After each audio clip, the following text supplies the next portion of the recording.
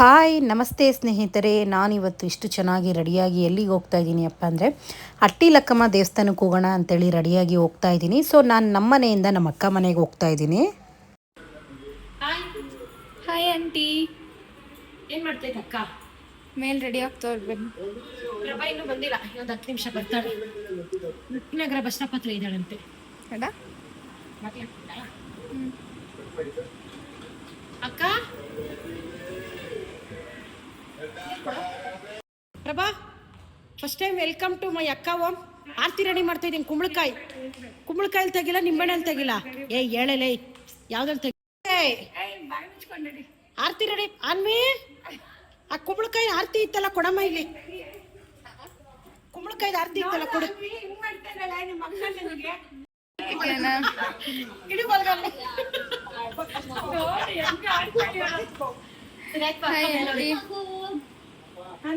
ಅಕ್ಕ ಇಚ್ಛ ಸಖತ್ತಾಗೈತಕ್ಕ. ಈ sari correct match ಆಗ್ತೈತಲ್ಲ Prabha, ಅಕ್ಕ ಹಾಕಿರೋದು. ಓ ಅಕ್ಕ, ಆಮೇಲೆ ಪ್ರಭಂಗ ಪ್ರಭಾ ಹಾಕಿರೋದು ನಮ್ಗೆ ಭಾಳ. ಎಲ್ಲಿ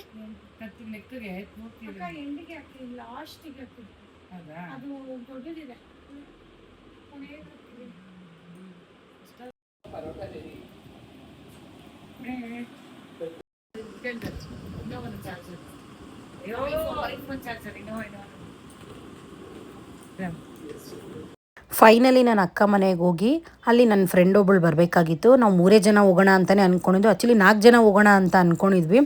ನನ್ನ ಇಬ್ಬರು, ಒಬ್ಬಳು ಫ್ರೆಂಡು ಒಬ್ಬಳು ತಂಗಿ ಬರೋಕ್ಕಾಗಲಿಲ್ಲ, ಬಂದಿರಲಿಲ್ಲ. ಸರಿ ಆಯಿತು, ನಾವು 3 ಜನ ಹೋಗೋಣ ಪ್ಲ್ಯಾನ್ ಮಾಡಿಬಿಟ್ಟಿದ್ದೀವಿ. ಕ್ಯಾನ್ಸಲ್ ಮಾಡೋದು ಬೇಡ ಅಂತೇಳಿ ಹೊರಟ್ವಿ. ನಾವು ಅಟ್ಟಿಲಕ್ಕಮ್ಮಗೆ ಹೋಗೋದಕ್ಕಿಂತ ಮುಂಚೆ ನೋಡಿ, ನಮಗೆ ಗೊತ್ತಿರಲ್ಲ ಎಷ್ಟೊಂದು ಒಳ್ಳೊಳ್ಳೆ ದೇವಸ್ಥಾನಗಳಿರುತ್ತೆ. ನಮ್ಮ ಅಕ್ಕ ಅಂತೂ ತುಂಬ ಎಲ್ಲ ದೇವಸ್ಥಾನಗಳು ನೋಡಿದ್ದಾರೆ. ಅವ್ರು ಹೇಳಿದ್ರು ನಿನ್ಗೊಂದು ಒಳ್ಳೆ ದೇವಸ್ಥಾನಕ್ಕೆ ಕರ್ಕೊಂಡು ಹೋಗ್ತೀನಿ ಅಂತ ಹೇಳಿದ್ರು. ಆದರೆ ನಾನು ಅಂದ್ಕೊಂಡೇ ಇರಲಿಲ್ಲ, ಸೋಮೇಶ್ವರ ಸ್ವಾಮಿ ದೇವಸ್ಥಾನ ಅಪ್ಪ ಎಷ್ಟು ಚೆನ್ನಾಗಿತ್ತು ಅಂತಂದರೆ. ನಾನು ತುಂಬ ದೇವಸ್ಥಾನಗಳು ಸುತ್ತಿದ್ದೀನಿ, ಆದರೆ ಈ ಥರ ಒಂದು ದೇವಸ್ಥಾನಕ್ಕೆ ಹೋಗೇ ಇರಲಿಲ್ಲ. ನಮ್ಮ ಅಕ್ಕನ ಆಶೀರ್ವಾದದಿಂದ ಒಂದು ಒಳ್ಳೆ ದೇವಸ್ಥಾನಕ್ಕೆ ಹೋಗಿ ಆಶೀರ್ವಾದ ತೊಗೊಂಡು ಬಂದೆ. ನನಗೆ ದೇವಸ್ಥಾನದಲ್ಲಿ ಸುಮಾರು ಒಂದು 2 ಅವರು ನಾವು ಅಲ್ಲೇ ಕೂತ್ಕೊಂಡಿದ್ವಿ. ಯಾವ ಥರ ಟೈಮ್ ಹೋಯ್ತು ಅನ್ನೋದೇ ಗೊತ್ತಾಗಲಿಲ್ಲ, ಅಷ್ಟು ಚೆನ್ನಾಗಿತ್ತು. ಅಲ್ಲಿ ತುಂಬ ಫೋಟೋಸ್ ಎಲ್ಲ ತೊಗೊಂಡೆ, ಮತ್ತು ಸುಮಾರು ವೀಡಿಯೋಗಳು ಮಾಡಿದ್ದೀನಿ. ನೀವು ಇದಕ್ಕಿಂತ ಮುಂಚೆ ವೀಡಿಯೋಸ್ ನೋಡಿರ್ತೀರ. ಸೊ ನಾನು ಸ್ವಲ್ಪ ಲೇಟಾಗಿ ಈ ವ್ಲಾಗ್ ಅಪ್ಲೋಡ್ ಮಾಡ್ತಾಯಿದ್ದೀನಿ ಅಷ್ಟೇನೆ. ತುಂಬಾ ಚೆನ್ನಾಗಿ ಫೋಟೋಸ್ ಎಲ್ಲ ಬಂತು.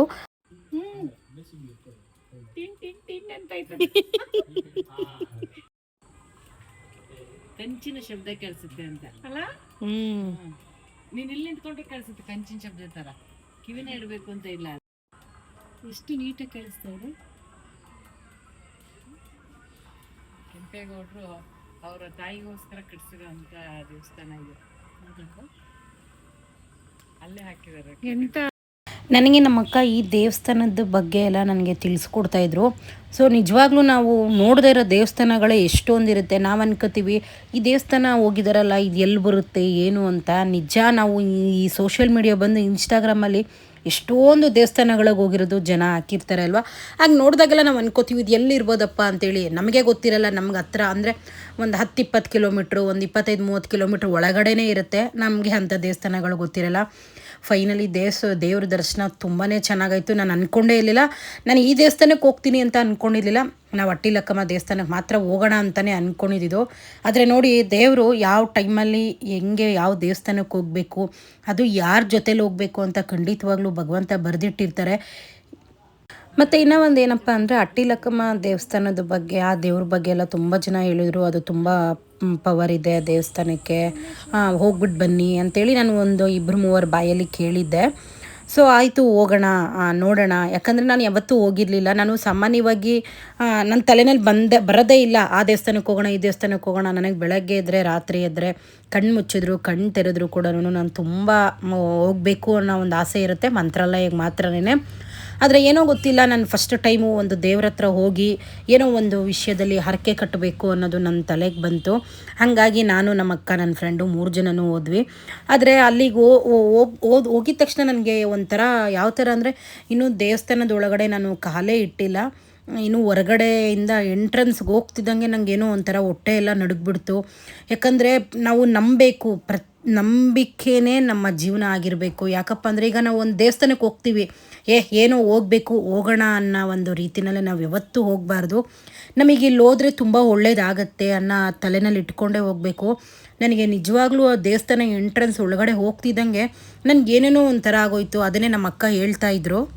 ಇಲ್ಲಿ ತುಂಬ ಸತ್ಯ ಇದೆ. ಏನಾದರೂ ಹರಕೆ ಕಟ್ಕೊಂಡು ಅಥವಾ ಏನಾದರೂ ಕರ್ಪೂರ ಹಚ್ಚಿದ್ರೆ ನಮಗೆ ಯಾರೇ ಏನೇ ಒಂದು ಮೋಸ ಮಾಡಿರಲಿ ಅಥವಾ ನಮ್ಮ ಲೈಫಲ್ಲಿ ಏನೋ ಒಂದು ಒಳ್ಳೇದು ಆಗಬೇಕು, ಈಗ ನಾವು ಏನೋ ಒಂದು ಒಳ್ಳೆ ಕೆಲಸ ಮಾಡೋಣ ಅಂತ ಹೋದರೆ ಕೆಲವೊಂದೊಂದು ಅಡೆತಡೆಗಳಿದ್ದೇ ಇರುತ್ತೆ ಅಲ್ವಾ. ಸೊ ಅದ್ರ ಬಗ್ಗೆ ಕೇಳ್ಕೋಬೇಕು ಅಂದರೆ ಇಲ್ಲಿ ತುಂಬ ಪವರ್ ಇದೆ. ನಿನ್ನ ಮನಸ್ಸಲ್ಲಿ ಏನಾದರೂ ಇತ್ತು ಅಂದರೆ ಕೇಳ್ಕೊ ಅಂತಂದರು. ನನಗೆ ಬೇರೆಯವರು ವಿಷಯಕ್ಕೆ ನಾನು ತುಂಬ ತಲೆ ಎಲ್ಲ ಕೆಡಿಸ್ಕೊಳ್ಳಲ್ಲ. ಈಗೇನಪ್ಪ ಅಂದರೆ ನಾನು ಆರಾಮಾಗಿದ್ದೀನಿ ಅಲ್ವಾ, ನನ್ನ ಜೀವನದಲ್ಲಿ ನಾನು ಇಷ್ಟೇ ಸಾಕು ಅಂತ ಬಯಸ್ತೀನಿ. ಈಗ ಬೇರೆಯವ್ರ ಥರ ನಾವಿರೋಕ್ಕಾಗಲ್ಲ, ನಮ್ಮ ಥರ ಅವ್ರಿರೋಕ್ಕಾಗಲ್ಲ. ನಾನು ಯಾರನ್ನೂ ಹೋಲಿಸ್ಕೊಂಡು ನನ್ನ ಜೀವನ ನಾನು ಮಾಡಲ್ಲ. ಇವತ್ತು ಏನು ಈ ಭವ್ಯಗೌಡ ಜೀವನ ಮಾಡಬೇಕು ಅಂತ ಭಗವಂತ ಬರೆದಿಟ್ಟಿರ್ತಾರೆ, ಸೊ ಅದೇ ಥರನೇ ಜೀವನ ಮಾಡೋಕ್ಕಾಗೋದು. ನಾನು ಪೈಪೋಟಿನಲ್ಲಿ ಯಾರ ಮೇಲೂ ಜೀವನ ಮಾಡೋದಕ್ಕೆ ಹೋಗಲ್ಲ. ಯಾಕಂದರೆ ಇವತ್ತು ನನ್ನ ಹತ್ರ 10 ರೂಪಾಯಿ ಇದೆ, ನನಗೆ ಅದೇ ದೊಡ್ಡದು, ನನಗೆ 10 ರೂಪಾಯಿನೇ ಸಾಕು.